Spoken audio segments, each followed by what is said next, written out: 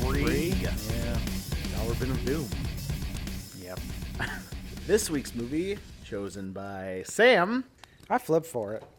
That's good Did to you? know. That does make me If feel you better. wanted to get that snark out of your voice, you fucking assholes. Turbulence, starring Ray Liotta. Hollywood Reporter said that it's Twister at 35,000 feet. Okay, spoilers. It's not. It's not at all. No. Kind of would have preferred to watch that movie. That sounds fun. It was... Where do we begin? Just read the back of the Yeah. box. A handful of last-minute Christmas Eve passengers are boarding a flight from New York to Los Angeles that will change their lives forever, if they survive.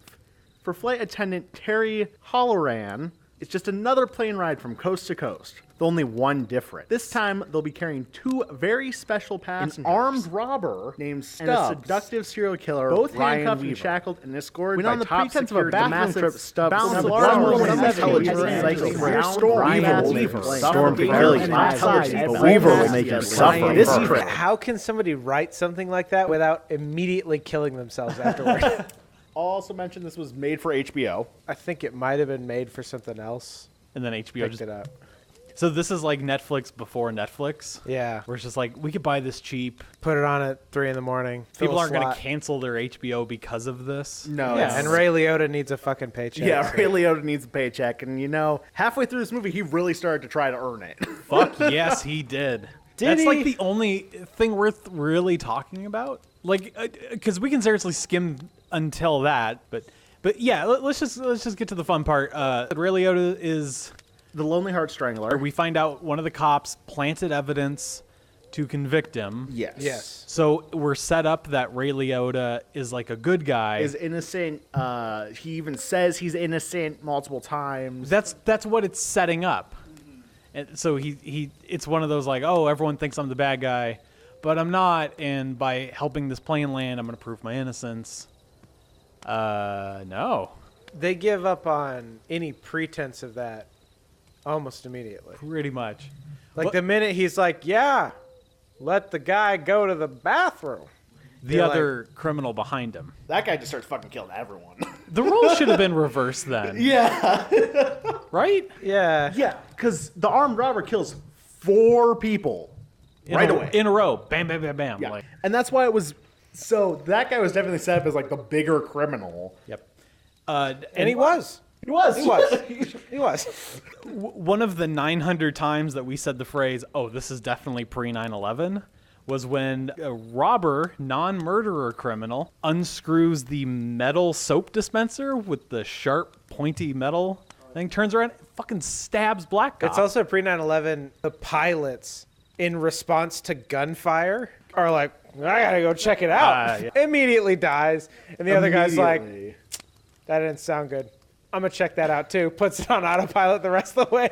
Walks out the door. Well, those are the same pilots that when the security officers come on the plane, they're like, hey, you need to check that gun. So he just takes the bullets out and gives it to them, and they're just like, okay, and then let him on. So I want to quickly talk about how I did not realize it was Christmas Eve. It's definitely Christmas because, oh my God, the decorations on the plane. They repeatedly punch you in the face with the fact that it is Christmas. Do you think there was a scene that didn't make the cut where there was like 30 other passengers waiting to board the plane, but they're like, sorry, we got too many decorations, weight limit, guys, so we're going to have to randomly select 30 of you. You can't get on the plane. And also, with hijackers in mind, a bunch of light bulbs.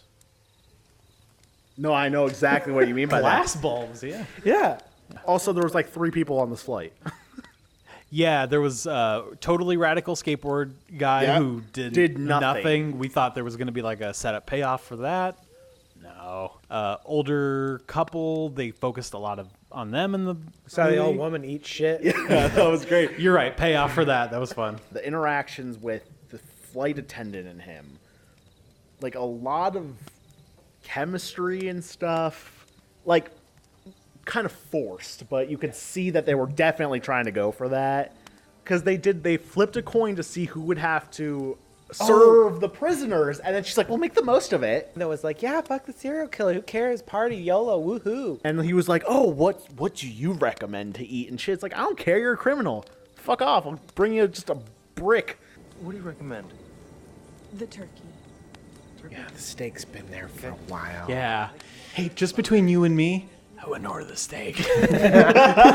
Right after the scene is when Ray Liotta shoots the armed robber, who proceeds to shoot the last cop multiple times. Right, but that's another one of those like, well, we gotta kill the last marshal, so this guy's just gonna be really dumb for a second, and then he'll commit suicide by dumb. Immediately after, he like runs over and he's like, "Oh, we need to help the cop and stuff." It's at this point in the movie though that they realize we have too many people. We're not writing for this many people. So Ray Liotta forces all of them except for Redhead Stewardess. The Ray writer, Liotta gets possessed by the writer of the film. and forces everyone to the back of the plane that we haven't seen before. That's the big reveal that he's actually the bad guy, right? Yeah. Well, when you kind of figure when he's forcing everyone in the back, and then he fucking pistol whips black guy in the head. It's like, get back. Shit. And he's like, man, you are smart. You figured it out. Hey, everyone, go in the back of the plane. Hey, lady, I fucking hate you. I hate you. You suck. I hate you. And he strangles the shit out of Yeah, he her. strangles the Does. shit out of her. And we keep seeing his facial expressions, Ray Liotta's, and he's just like doing these weird like takes. There's a lot of theater acting of like really play to the back fucking row, man. It's like vaudevillian. It's Yeah. not theater acting. Well, Is that's my theory that they filmed this chronologically, where at a certain point they were just like, you know what, just explore the space, Ray. Just have fun with So it, she man. grabs this thing. She's like, I gotta go help my friend. And cop's like, okay, I give. Go help your friend out. I know this guy's a murderer, but yeah, sure. If you stick together, he no, that's says. not how it was. He was like, don't, for the love of God, don't go. And his eyes rolled back in his head. And then you could hear the voice of the writer speak through him. It's fine, whatever. And she leaves. The tea party. And then her be like, well, that's fucked. Starts to go back, and then he rings the fucking, I need help. Yeah, remember when he was like trying to give crazy lines after she saw the tea party? And he starts asking all those questions, which lead to nothing. Are you a Bush lady or a Reagan lady? I need to know. What kind of Republican are you? Like, is that a wiener dog? Is that a dog? Is that wiener dog a dog? Is that a hot dog dog? Yeah, I had a dachshund. Dachshund? You mean one of those hot dog dogs? Really? Hot dog dogs? Because my father liked them and they were good with kids. Really? Hot dog dogs? Now, did you like your father? Did you get along with him? Why? Hot dog dogs. Okay, so you were getting into it. It's literally like the first sentence on the back of the box. Twister at 35,000 feet. First of all, they never fly more than 15,000 feet in this movie. Definitely That's never. true. Pretty They fucking are low. Barely They're about low. 5. Yeah. They are low. Yeah. But they start setting it up of like, ooh, they're flying into a storm. And then we get the shots of like the Doppler effect, like right over the middle of the country, which I don't know how that would work. There's a lot of land to break that up.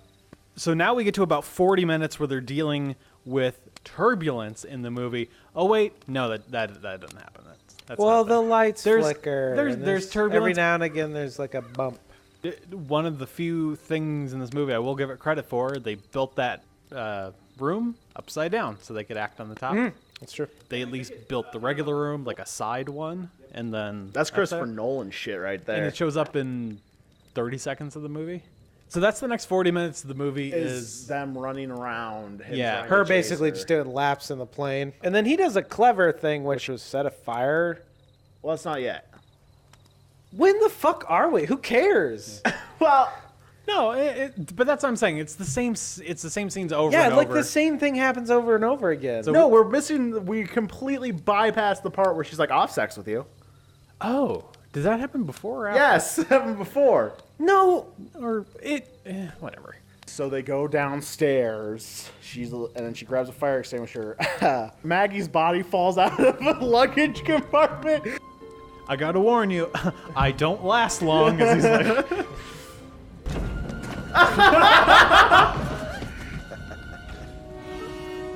Brains him with the fire extinguisher. is that when she assumes he's dead? Yes. Okay. That was another time where you're like, just hit Stab him one him. more Just time. just hit him keep one more going. time. Just keep hitting him until there's just like the scene from Sin City where he's punching Yellow Bastard's face and just nothing left. Yeah, just it's- keep doing that. Turn him into ground beef. Yeah. Back into the cockpit. Back into the cockpit. Door Sixth closed time in this behind movie. her. She is locked in. He does not have the keys. This is when the guy's like, we're shooting the plane fucking down. And then he drinks some more champagne and gets more drunk. Yeah, who poured him a glass of champagne? He poured it himself. We did not get that. Ray scene. Liotta poured that Yeah, glass. we did not get that himself. He brought it from home. Hey, we're bringing Ray Liotta on. He has a gun and champagne. Well, it's on the itinerary, so he's good to go. But you got to give me yours. But she does something that, wow, should have been done An hour ago? an hour ago. Where she kicks him down the fucking stairs and then closes off the top of the plane. Gets his foot caught. And this ain't no regular door. This is like under pressure. Yeah. Something breaks and it goes boosh, like fucking. So then she's talking to this pilot that she's kind of been talking to, the European guy. And he's like, fucking autopilot will do everything. Don't worry. And he's like, just hit this button. You're good. You got 8 And minutes. to be fair, Ray Liotta could have started another fire. Oh, yeah, there was nothing Worked stopping really well him. before. But he's like, autopilot. And then he like Dick Dastards his way down into the server room. That's not under it's not under lock and It's key not locked either. at all. Yeah, and then he has the bottle. Going down his hole. He has a bottle of champagne and he's like drinking it too. And then he starts pulling out like these motherboards. Like, don't need that one. He goes to touch the thing and it shocks him, and his reaction is ooh, and then he just keeps on No, going. he said And there's an axe there too. I think he gives the cop a call again. He's like, I'm fucking up the server room. Nah. Ooh, that one's spicy. Yeah, He looks out the window looks out the window that's definitely needed there. You know. because you got your IT guys on every flight. They get bored. You got to Yeah. give them something to look at. That's right. And finds the glass pane that's clearly labeled autopilot. Yes. I can't read, and I saw it was labeled with autopilot. And he's like, oh. I don't even remember where this. No. The plane immediately. I finally got in the sky. That's right. She says that shit. It's like, I'm gonna die. And then British pilot is like, do anything. So she like yanks on the stick. She's like crashing in to this building, and she has to pull up with the racist Asian. She kills a bunch of Asians. Yeah. But the scene we don't see, which is her pressing the button that makes the plane go 6 miles an hour, because it fucking slowly goes through that. And then does the same shit to like a row of cars on the top floor of a parking garage. It picks up an entire van as a shoe. Basically, it turns it into a slip-on. And our heroine, like, the lever in her brain clicks forward and she pulls up slightly. And then British pilot is like, I mean, I guess well, I guess we can land it now. So they re-engage the autopilot, which again demolished. Right. That's what they do. And the guy literally says, it's probably better now. But anyway, she goes to land, and guess what's an important plot point that shouldn't be an important plot point? The van that the plane is now wearing as a shoe apparently is so detrimental to the landing process, even though we see the van hit the ground and the van's wheels start rolling. It destroys the van's tires, but the van is clearly on the tarmac, like on the runway. fine. She's made it. And they're like, oh my God, pull up for plot reasons. And then the FBI guy leans over to the crisis control woman and says, this is getting pretty out of control for plot reasons. He said And that calls earlier, in- though. Calls in An the airstrike. F-15 jet. And they're there in fucking seconds. Because what happens next is she looks at the autopilot and she's like re-enters, like land at LAX. So Ray Liotta's full on shining this door. Then the fighter jet starts going, hey, we're getting really close to the city. And the FBI's like, yeah, motherfucker, I told you to shoot her down like a while ago. And he's like, okay. And he's like, shoot. He's like, that's a direct order because they're still over water at this point. And she's like, oh my God, help, I don't want to die. Yeah, exactly. And then he's like, okay, I got you, pretty lady. And instead of shooting the plane, he shoots the truck off the wheel. And No. then, It's important to mention, he doesn't just shoot the truck off the wheel. He shoots with Ellie in the background. He fires his gun at the horizon line. Those bullets have to come down. Doesn't destroy the wheel. No, doesn't wheel's destroy the fine. wheel. Wheel's And then she turns into the fucking juggernaut and slams her body into the door, which takes him down. Yeah. And starts like beating the shit out of him, basically. With the door. With the door. So she grabs the gun that we've already established has no bullets in it. And then she runs downstairs. And finds the bullets. Yep. And loads one in. And then we get a very odd exchange where he's like, "You're not going to shoot me. You don't believe in capital punishment." Yeah, he gets his plane's fucking blown the fuck out. Yeah. So the plane lands itself because obviously we already established that it's going to do that. There's no tension in the scene. There's no tension. Because you could put a tank shell through this fucking autopilot system, and it would still land the still plane, works, no yeah. problem. And we're informed countless times during the runtime of the movie that it can just land itself. And all of the tension that we're supposed to experience is the fact that the plane is trying to land itself while she's getting chased by a serial killer. Like, the plane would drive itself fucking home if everyone was dead on board. Yeah. She doesn't need to be there. It lands. She frees the people. that she did not realize were alive. The police free them. And she's like, "Oh my God." I think she went to get her coat, and then they all started coming out. She's like, "Oh, fuck. Oh, hey, guys." She's greeted by the Elephant Man. I'm not face-shaming anybody, but couldn't they have got a more attractive person to play that role? I am calling him ugly. He has a weird face. Like, Which weird one? head structure. Captain Bowen. Mr. Boeing. Captain Mr. Boeing. Boeing, yeah. Captain Boeing. My dad owns the fucking company. So, gentlemen, how much money would you spend on this movie? Was this worth $1?